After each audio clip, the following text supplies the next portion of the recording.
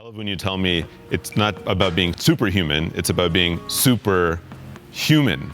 And that is, I think, a nice way to put it, the journey we're on, right?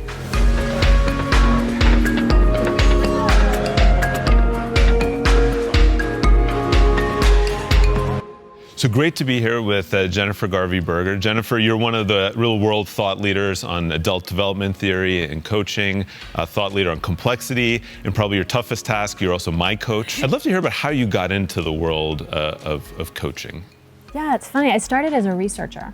So I started trying to understand how people thought about the world and how they were growing over time. And as I asked those questions, people would come back to me and say, I have been thinking about the world so much differently since that conversation we had. It helped me so much. But it turned out, actually asking people really good questions changes them. If people have a map of their own potential, it changes the way they see themselves, and it changes their kind of relationship to who I am now if I have a sense of who I could become.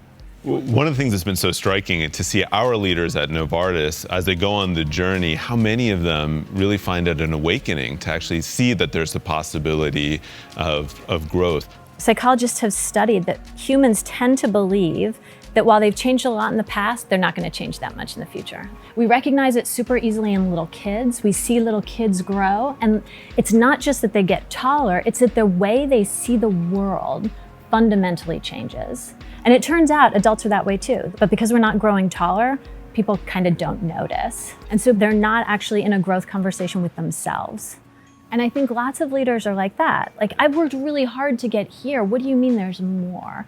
What do you mean it's never done? I feel like one of the first things we worked on together is for me to realize I'm a work in progress. And it's fascinating how every experience, if you take that mindset, teaches you something more about yourself.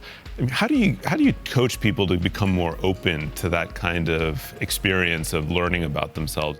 It is this question about curious, right? You're trying to get people here at Novartis curious by offering them lots of things to learn about out there. I try to get people curious by helping them learn lots of things about themselves in here. Once they turn the light on inside, they're like, whoa, this is super interesting. There's so much to learn here. You know, you've written a lot about some just basic things people can do. Are there any, simple tips for people to grow on this journey? Yeah, so once you recognize there's something going on, then you have something to watch. And as you watch, you can notice what your current habits are and wonder what would happen if you shifted them a little bit. So we talk about asking different questions. Why am I doing what I'm doing? Where did that should come from? That sense of I should do this. Whose perspective am I not taking here? Yeah, I think one of the striking things for me in the journey of being a CEO is all the different worlds you have to operate in. And I think that the tricky thing is how to maintain your sense of self in all of these places where you have so many different people. And realizing also as you go through all those experiences, how you observe yourself in that. And actually then asking yourself the question, how did I show up there? Why did I show up that way? I think the thing that you're working on is a thing that leaders struggle with always, which is how do I deal with my own fallibility? And to be a senior leader, people have been good at so many things. That's what got them promoted. So how are you with not just the things you do incredibly well, but also those things that you're growing into? I love when you tell me it's not about being superhuman, it's about being super human. And that is, I think, a nice way to put it, the journey we're on, right? Yeah, and that idea that leaders need to transform themselves and grow themselves in order to transform the businesses that they're leading is so profound, and it's so important. And the most extraordinary thing here is as you grow, you make so much space for everybody else. So I love being coached. Does everybody need a coach, or do you find that all leaders are open to coaching? If we're gonna grow, we need contexts that help us grow.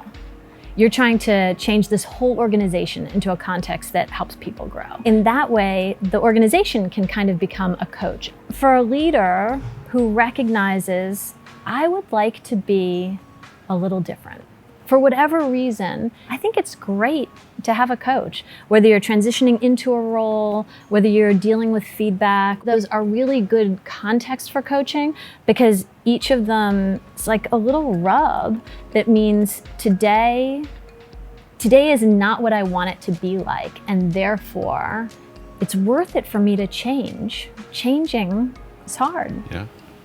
And then what about the fact that leaders need to learn how to coach their people? We're working on that as well with my leadership team. But one striking thing to me, myself included, is leaders don't learn how to coach and often are very bad coaches. Yeah, leaders learn how to fix. And so there's this big difference between listening to fix and listening to learn, listening to create new possibilities together.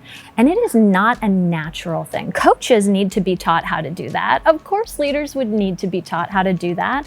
Nobody wakes up one morning and can do this thing about actually asking questions and listening deeply in a way that I don't know where it's going to go and you don't know where it's going to go. We're going to be in the ambiguity and the uncertainty together, and together we're going to make new things.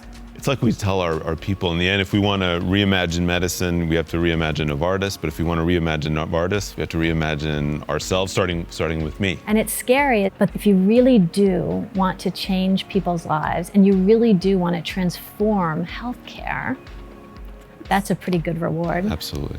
Thank you, Jennifer. Thanks, Vas.